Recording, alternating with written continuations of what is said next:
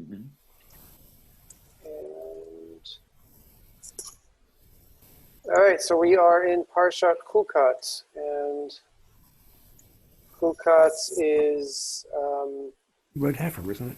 yes, the red heifer, most well known to us for its beginning passage describing the Para Aduma, the red heifer. It also has the famous incident with Moshe and Aharon and the rock, and speaking and hitting and ensuing punishments, the death of Aharon.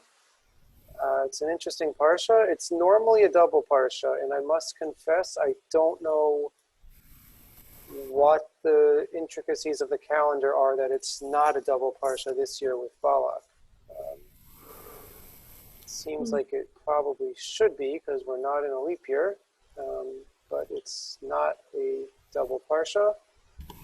It's read by itself, and we're going to look at a rather short passage from the parsha, but one which I think has some interesting things to think about. I've got a couple of suggestions on what might be going on sort of thematically, but I very much am still thinking this one through, so any suggestions that anyone else has would be most appreciated. So the passage I selected is the message and the seeming interaction, I guess we could call it diplomacy, between Moshe b'nai Israel and Edom, the Edomite kingdom. So we're in chapter 20, verses 14 to 21. Let me make sure you can see the English here. There we go. Vayishlach Moshe malachim mikadesh el melech Edom kol marachicha Yisrael atah yadat et kol hatzla'a asher mitzatanu. Moshe sends messengers from Kadesh to the king of Edom. Thus says your brother Israel, you know all the hardships that have befallen us. Vayirdu avotenu Mitzrayima vaneshev v'Mitzrayim yamim rabim. Vayareu lanu Mitzrayim v'la'avotenu. We went down to Egypt and we lived there for a long time, and the Egyptians treated us very badly. Vanitzak el Hashem, vayishma kolenu, vayishlach malach v'yotzianu miMitzrayim. Yinei anachnu b'kadesh ir k'tzei gulecha. And we screamed out to God, and he heard our voices, and he sent an angel or a messenger, and he took us out of Egypt. And now we are in Kadesh, a city that is right on your border. Na'abrana be'artzecha, lo na'avor b'sadeu v'kerem, lo nishta mei be'er, derech hamelech nilech, lo ne'iteh yamin usmol, ad asher na'avor gulecha. Let us pass through your land. We will not transgress. We will not go into the field or into the vineyards. We will not drink from the well water. We will stay on the derech hamelech, on the king's highway. We will not stray right or left until we pass through your borders. Vayomer elav Edom, lo ta'avor bi pen b'cherev eitzei likotecha. Edom responds back, you cannot pass through me, lest I come out and attack you with sword. Vayomer elav b'nei Israel, im sila na'aleh, v'im meimecha nishteh, ani umiknai v'natati michram, rak ein davar beragli evora. So Israel responds back, and they say, let us please go stay on the path or on the highway. And if we drink from your water, either me or my cattle, and we'll pay you for it, I will just pass through on my feet. Vayomer lo ta'avor, vayetze Edom likarto be'am kaved u'biyad chazaka. He says, do not pass through. And Edom comes out to greet him, to attack him with a heavy nation and with an outstretched arm. Vayima'en Edom netonet Yisrael avor b'gvulo, vayet Yisrael ne'alav. Edom refused to let Israel pass through its borders, and Israel turned away from them. Okay, so we have a very interesting act of diplomacy, failed diplomacy, I guess, from Moshe. Right, let's just unpack a little bit. What exactly is the request, and what is the response to the request? Well, the request was just to let 600,000 armed men pass through your country. Right. And they said no. Crazy, right? Who could imagine such caution? So the request is, we just want to pass quietly by this nation of 600,000 men, right? They've already proven themselves to be effective warriors, and Edom says, no, thank you. We don't want any of that. Right? This whole, but right, the whole, right, added to that is this whole thing with the water and staying on the path. We're not going to stray, right? We just want to pass through. That's all we want. Interesting is, first of all, when Moshe makes this request, if really this is all he wanted, many point out, well, he could have made a better argument, right? There's a lot of details that he leaves out of this petition, right? Most notably, where they're going, right? Many say, well, had Moshe said, we have no intention of fighting and capturing your land because we're headed to a better place. We're headed to Eretz Yisrael, right? That's where we want to go. That's what Hashem promised to us. Maybe that would have been received better. Maybe not. I don't know. Gary, what do you think? You think that would have been better received or no difference? The head of an army, a big army, can say anything. Right. But once they're there, all kinds of things could happen. Right, right. It's also interesting, many point out, if we look at what Moshe, right, the backstory that Moshe presents, right? So he says,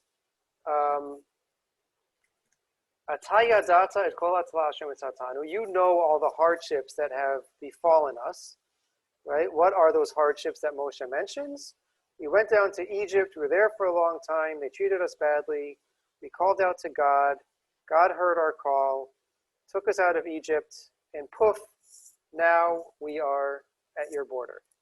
Right? He glosses over a lot of stuff. Right? He's saying the wrong thing. Hey, we have this ally, this God's so-called, and we can fight Egypt. And now we're going to come after you, come into your territory. So actually, if we go to number 6, this is Rabbi Shai Held, whose writings we've learned on many occasions. And he's summarized, this is not just him, he's summarizing what many say about this. He says that, it's true that he does mention God and God saving them, what happened to Egypt, but actually, Moshe's message to Edom, to the Edomite king, the story of Israel's liberation is muted, and the fate of Israel's enemies is ignored altogether. Moses makes no mention at all of the punishments inflicted upon those who treated Israel inhumanely.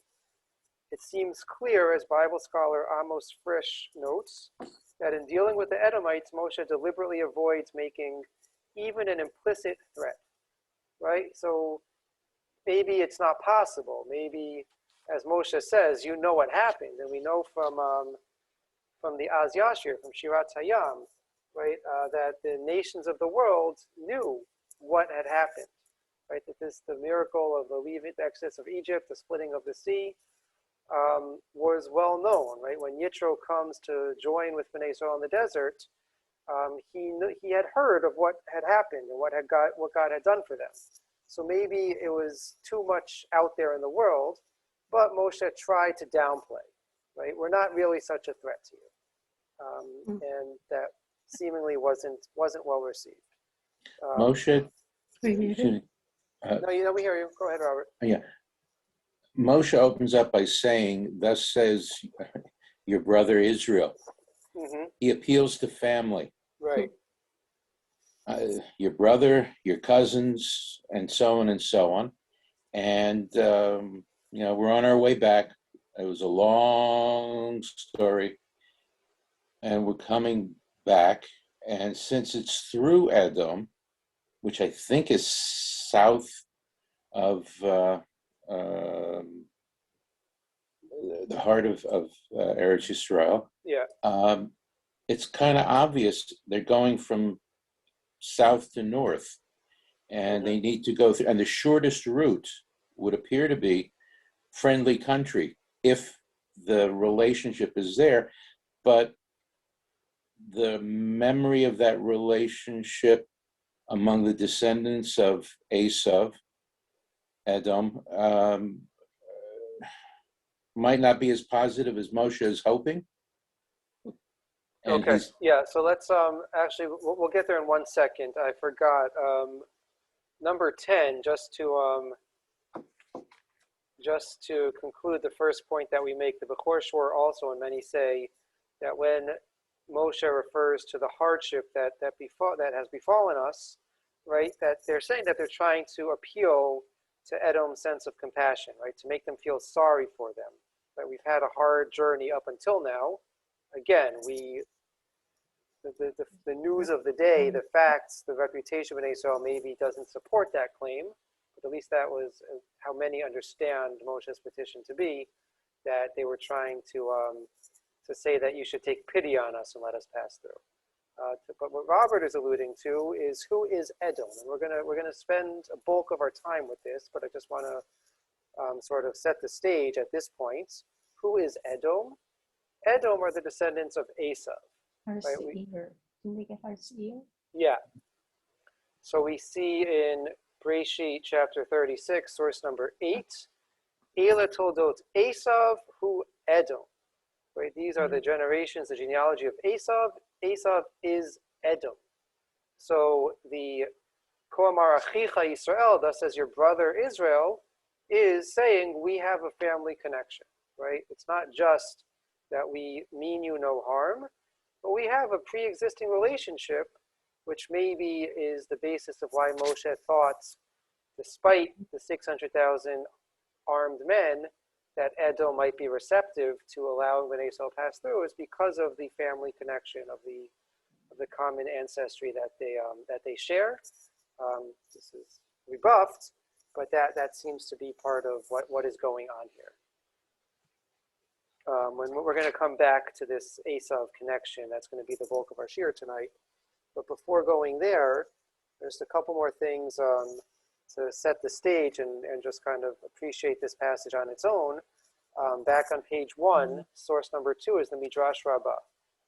So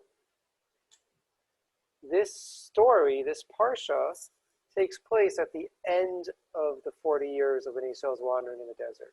Right, last week's with the sin of the Miraglim, we learned of the a couple weeks ago.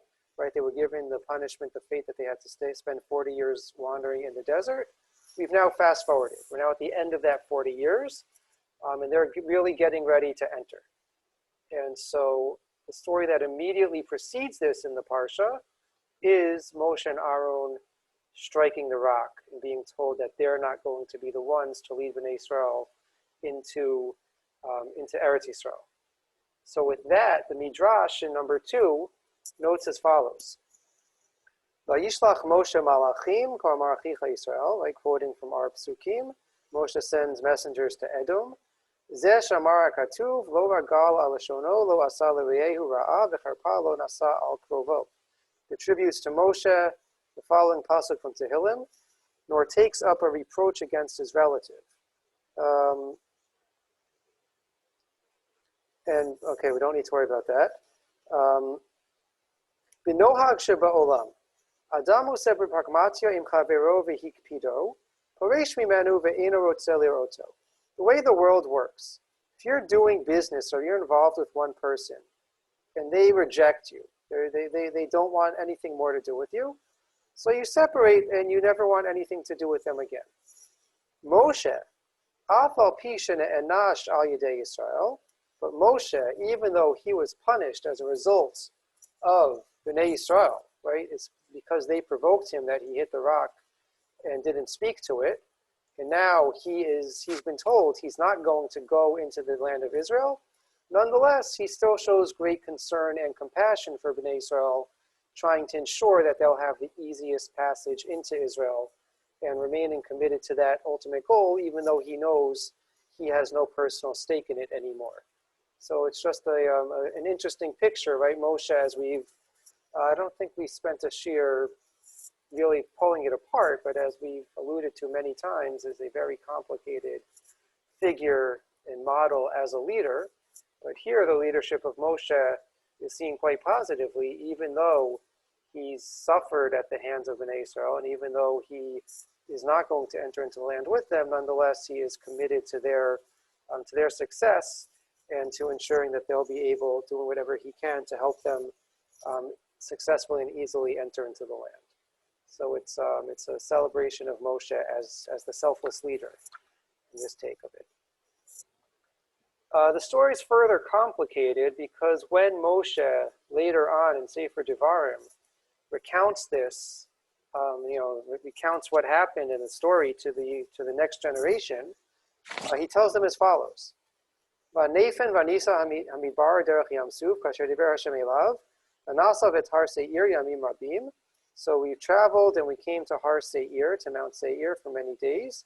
Vayomer Hashem elai lemor, rav lachem sovet hahar zeh, pnu lachem safona. God says, stop going in circles, head north. V'ta'am tzav lemor, atem ovim bigvul achechem b'nei Esav hayoshvim b'Seir, yiru mikem v'nishmartem me'od. And you shall tell the nation, saying, you are going to pass through the borders of your brother Esav, who live in the Seir region, and they are fearful of you, and you should be very careful. Al titgarubam, ki lo yitin lachem me'artzam ad midrach kaf ragel, ki Yerusha le'Esav natati et Har Seir. Do not provoke them, for I will not give you of their land so much as a foot can tread on it. I have given the hill country of Seir as a possession to Esav. Ochel tishberu me'itam ba'kesef, v'achaltem v'gam mayim tichvu me'itam ba'kesef ushtitem. If you want food, you have to buy it from them. If you want water, you have to buy it from them. Ki Hashem Elokecha beirachecha b'chol ma'aseh yadecha, yada lechtecha el tamidbar gadol hazeh, zeh 40 shana Hashem Elokecha imach lo chasarta davar. God has always provided for you.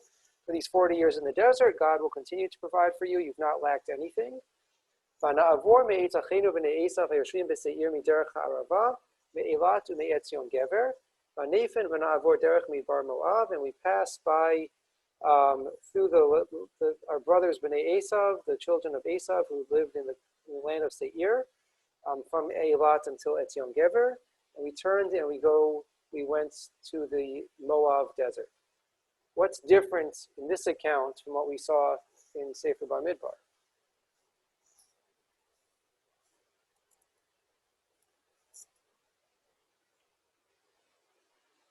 There's no mention of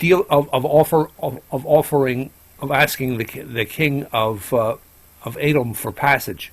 Right. So in Bamidbar, Moshe sends messengers, right, seemingly on his own. And here, this is God, right? This is what God told them to do. There's no diplomacy. There's no request. There's no give and take.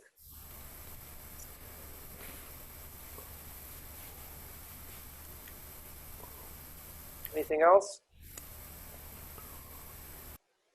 This seems to indicate that they did go Yeah. through. Yeah. This implies that they did. I have another question, though. Uh-huh. I mean, the children of Esav are also the grandchildren of Abraham and the sons of Yitzchak. Do they have? Is it implied that they, or Midrash say that they had any of our customs relative to hospitality that was so intrinsic to Avram's personality? Right. I don't know. I've not seen. Go ahead. Sorry. And my other question is, that's right, leave it alone. Okay. My other question about this is whether or not, well, never mind. I'll ask it later. Okay. I've not seen anything about specific hospitality from Bnei Esav. Right? Esav, we know, I think we might have studied this, is celebrated in Midrashim for being a real champion of Kibud Avayim, of honoring, right, both his, right, certainly Yitzchak. Sorry. I've not seen discussion of that, but that's a good question. We should look that up. Right, and then if we continue on in Sefer Devarim, towards the end of that chapter, this telling of what happened with Edom becomes kind of a paradigm for their interactions with other nations. Shlach Malachim, I'm in source number 4. Shlach Malachim mimibar ki pidemot el Sichon melech Heshbon divrei shalom lemor. So Moshe says that he sends messengers to Sichon, the king of Heshbon. Ebra ba'artzecha b'derech ilech lo asur yaminu smol. Let me just pass through your land, staying on the highway. Ocha ba'kesef tishbareni v'achalti umayim ba'kesef titain li. You can charge me for whatever food I eat and whatever water I drink. Kasher asuli b'nei Esav hayoshvim b'sa'ir, just as b'nei Esav did to me. Right. So again, here it seems that they did pass through the land of Seir, and that they did in fact pay for whatever food and water they took, and that is not only did they do that, but it became well known, and this is how they were trying to convince other nations to let them pass through as well, that we're going to follow the Edom model. So it's how to reconcile the telling in what we read in Bamidbar with Sefer Devarim is not so simple, and that could be the topic for a different shir, a different year. But I just wanted to point that out, that there is this complicating factor here.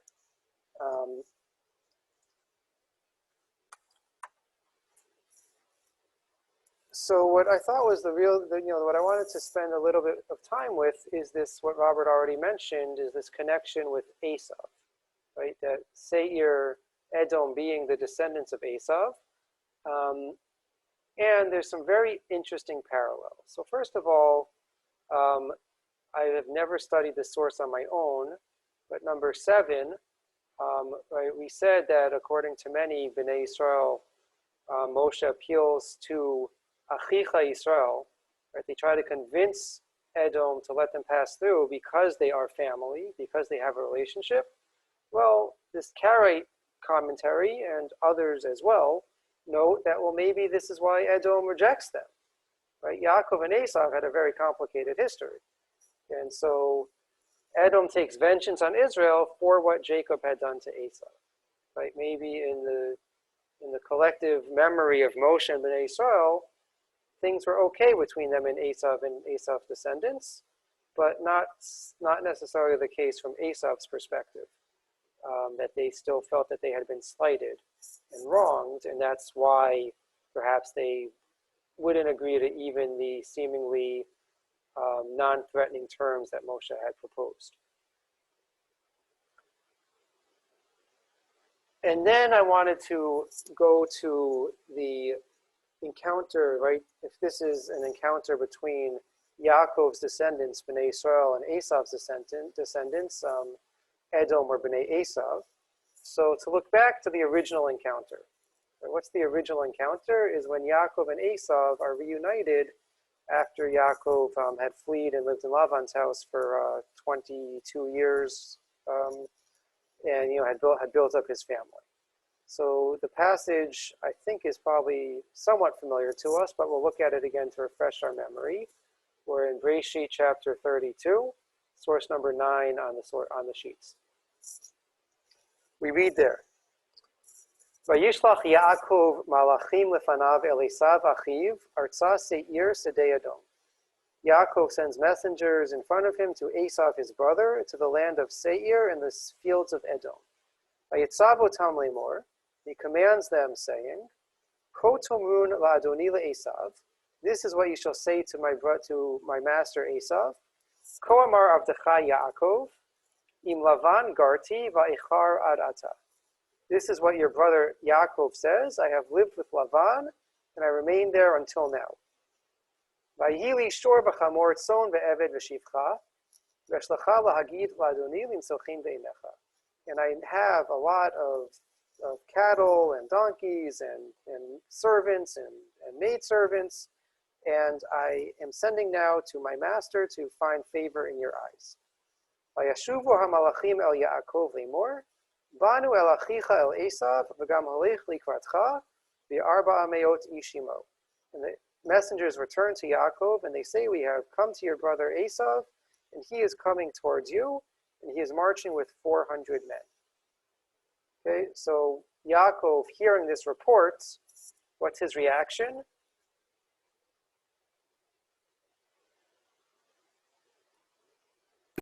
He splits his camp into three, I think. Into two. Into two. He's quite fearful. He splits his camp into two on either side of the river. He prepares that there's going to be a battle. There's going to be a war with Esav, and he says, right, if he attacks one camp, at least the other camp can escape. But he does not think it's going to go well. When in fact, what does happen? Esau greets him like a brother. Right. They hug. They're happy. They get along well. Right. Esav even wants to travel together with him. Yaakov says, nah, maybe that's pushing my luck a little bit. Or, what he says is, I'm going to hold you up. Our camp is too large. The children take too long. You go ahead. Let's go our separate ways. But it's, everything ends well in this encounter. So if we go now to the next page in our source sheet, there's many parallels and many connections that are pointed out between our passage in Bamidbar and the passage in Breshit that we just read. Okay, so just, this table kind of summarizes a lot of them quite nicely. Right, so first we have the idea of sending malachim, sending messengers. Malachim can also be translated as angels, but right, that messengers are sent, and they're sent to Edom. Esav was in Edom when Yaakov sent him the messengers. And right, both passages are featured the word ko amar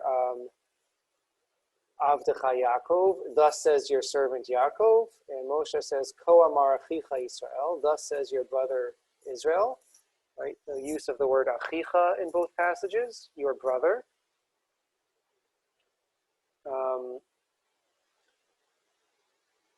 Right, Moshe mentions the hardship that has befallen them. Atayadata, it's kol hatla'a shemitzatanu.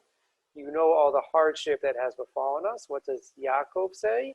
Im Lavan garti va'ichar ad ata. I lived with Lavan, right? We know that his stay with Lavan was not so pleasant. That Lavan didn't treat him well. That, right, in the Haggadah every year we say that Seyu Lavan Mabikesh Lavan Haramila, so it's right that Yaakov's time with Lavan was not seen very positively. So that perhaps is a parallel to our passage in Bamidbar, both alluding to the hardships that precede the encounter they're about to have. Right, there's many who point out also that this word, kol hatzla'ah, the hardship, actually can be translated as tiredness or weariness. Right? So it's not that Moshe is saying you know all the hardship, but you know all the weariness. You know, right, we've been wandering in the desert for 40 years. It's not easy, and that might be a parallel, not necessarily to the message to the encounter between Yaakov and Esav that we're focusing on, but earlier on when Yaakov takes the Bechorah, the birthright from Esav, right, what allows him to take advantage of that situation is that Vayazed Yaakov Nazir, Vayavo Esav min hasadeh v'hu ayef. Esav comes in from the field and he was ayef, tired, which according to many is how tzla'ah should be translated, or is translated elsewhere in Chumash. So we might have that parallel as well. We then have in our Bamidbar story, Vayetze Edom likrato be'am kaved u'biyad chazaka. Edom comes out to encounter, to cut off Bnei Israel with a heavily armed army, strongly armed. And when the messengers come back to Yaakov, they report that Esav is coming with you. Gam holech likratcha ve'arba me'ot ishimo. He is coming to greet you with 400 men. Right, again, that there's Bnei Israel encounters an armed resistance. And then another possible parallel is Yaakov says to Esav, "Vayhili shor v'chamor tzon ve'eved v'shivcha." Right, he alludes to all the wealth, his cattle and his servants that he has. Right, and there might be a reference to that when Moshe and Bnei Israel says, "We're not anything that we eat or drink, we are going to pay for, but that's right, alluding to the fact that they are a significant number of people, and that there is cattle that they have as well. So that might be another parallel. And so it's interesting to think about what is the message. Why, as Bnei Yisrael is preparing to enter into the promised land, does the Chumash point us back to this initial encounter between Yaakov and Esau? What might the lesson be? Any thoughts from the crowd?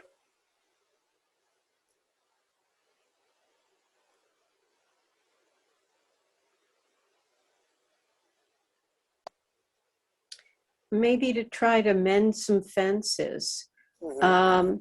And I was looking back at Breshit, what is it? Lamed Gimel Pasuk Yud Aleph, Okay. 11. That's not on the source sheet. No, it's not on your source Okay. sheet, but this was something that the late Sheldon Berman, Ann's husband, mentioned in a class that I had with him. Mm-hmm. It seems from the text that when he met him again, Yaakov returned the bracha to Esav. It says, "Kachna et birchati asher huvat lach ki chaneni Elohim." Mm-hmm. That and the use, I know it's sometimes translated as this tribute, but it says bracha. Right. It literally doesn't say matana, it doesn't say anything else. And if you look at the bracha itself, it would seem that Edom, which is often associated with Rome, really did receive that blessing and not Israel. I mean, Italy is known for its wine, its olive oil, its wheat turned into pasta. Israel is not. Right. And definitely, Israel was tribute to Rome and not the other way around. So it seems that he literally did return the bracha. But my question from earlier is that would it have been a kind of in the family archives among the Edomites that this is their portion and the Israelites are going to go somewhere else and they're going to inherit Canaan? They are not inheriting our land. Yeah. Is that something that the family would have known anyway? Yeah, so those commentators who say that Moshe was trying to kind of downplay the threat, there's those who say that he specifically didn't mention that they're going to Eretz Yisrael or to Canaan, right? Because that might be reminding Esau's descendants that they got the lesser inheritance. That, we were promised the best land and you were given the leftovers, or you were given the scraps. Yeah, but look who he gave us for late neighbors, right? Right. So it's very possible that there was, that they did have some awareness. But I can't say for certain. I don't have access or know any recorded history of what they would have held their beliefs to be. It's very likely that they knew and that something else is going on here. Any other thoughts on why we would want to revisit this story with Yaakov and Esav at this point? Could it have happened twice? I mean, could it have been, Moshe asked, they turned him down, but later they came back and said, okay, you can go through. You're not going to. Yeah, so that might explain the inconsistencies between Bamidbar and Devarim. That in Devarim it seems that they actually did pass through, and in Bamidbar they weren't given passage. That could very well be. That's one way to resolve that inconsistency. So there are those who say that the reason why this comes here is to teach us the lesson of not to do like them, right? That for whether it's kind of like a political message moving forward or kind of just an ethical moral, don't be like this. Don't hold grudges. Don't, God has already, things are already reconciled. Whether it's You have to honor the promises and the relationships that you've built as a nation, as you're emerging now as a political force and entering the world stage and preparing to conquer and set up a government, a kingdom, whatever it's going to be. So don't be like Esau's descendants. Don't hold these long-held national grudges. Don't be, things were good. Keep them good. There is that approach that it comes here to kind of serve as a reminder. And I just wanted to end by, I know it's a little lengthy, but I think it's worth looking at what Rabbi Held says in the conclusion of his essay on this. And we're in source number 13. The condemnation of Edom is crucial. While refusing compassion on account of inherited grievances may be understandable, it is nevertheless unforgivable. Fear, too, may be understandable, but the cruelty to which it sometimes leads remains unpardonable. Biblical theology is extremely focused on memory.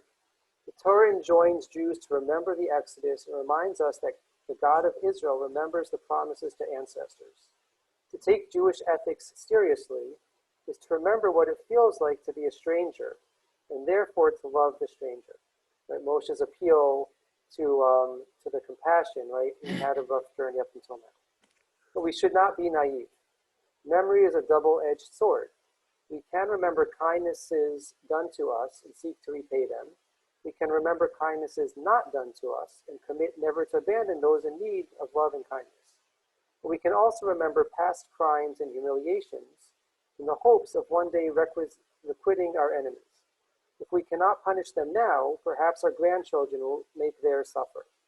Memory can deepen empathy, but it can also nurture antipathy. It can be redemptive, but it can also be profoundly toxic. During the Bosnian War of the 1990s, Serbian nationalists regularly referred to military grudge dating back 600 years. The king of Edom remembers too well what Jacob did to Esau. He will not give Israel, a people who have endured generations of slavery and oppression since then, so much as an inch. The people who encounter with Edom on its way to the land of promise is intended as a warning and an awakening. When you are settled in your land, people who are hungry and exhausted may come looking for help. Treat them not as you yourselves were treated, but as you would have wanted to be treated. It would have been all too easy for the past to teach you brutality. Let it teach you kindness instead. Okay, so, and we've seen this idea over the years in the Torah's constant repetition of remember that you were a stranger in Egypt. Right, one of my favorite teachings of all time is what Nechama Leibowitz says on this. And she says, right, that we're supposed to be kind to the stranger because you were a stranger. Right, and it could have just as easily been the other case. Right, that because we were treated badly, we might internalize the message to treat others badly. And the Torah's message is emphatically not that way. The Torah's message is that we need to, remember those feelings of vulnerability and use them to act ways, and even if we were not treated properly in similar situations, to not carry those hardships and those grudges, but to act properly as we would have wanted to be treated. And so it's a really interesting message and way of kind of painting the national picture, right? It's also worth noting that this national memory is not so simple, because while we might be encouraged in this story to have treated Edom, B'nai Esau, properly and nicely and respectfully and expected the same from them, that's certainly not the case when it comes to Amalek, for example. That's certainly not the case when it comes to Moab, right? Why are we not allowed to accept Moabite converts?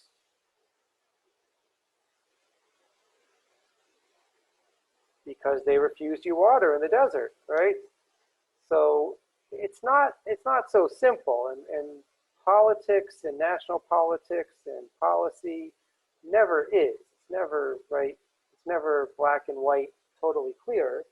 But it is an interesting message and an interesting reflection to think about as we're at this point in Israel's national development, preparing to leave this bubble of the desert to enter into the promised land, to begin the conquest, and to really have to interact with their neighbors in ways that they hadn't had to previously. And so it's a very short passage. It's not one of the highlights, if you were looking, at the mainstream summaries of Parsha Chukat about what the highlights of the Parsha are. There are some better known stories for that, but I think it's quite an interesting dynamic for us to think about, and certainly one that has reverberations in our day and age, the political climate in which we continue to struggle to figure out what the right posture, what the right attitude is in a very complicated world. Any final questions or reactions to what we've said? Yeah, this whole thread makes me think of what happened in the 20th century. After World War I, they tried to make Germany pay for what they did. Right. And all it did was lead to World War II. Right. And at the end of World War II, we tried to help Japan and help Germany.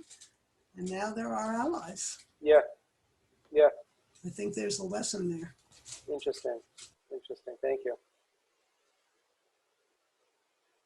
All right. If there's no one else, we will say Laila Tov, have a good night, and look forward to seeing everyone in Shul, hopefully on Shabbos and next Tuesday evening. Laila Tov, everybody. Laila Tov. Laila Tov. Bye.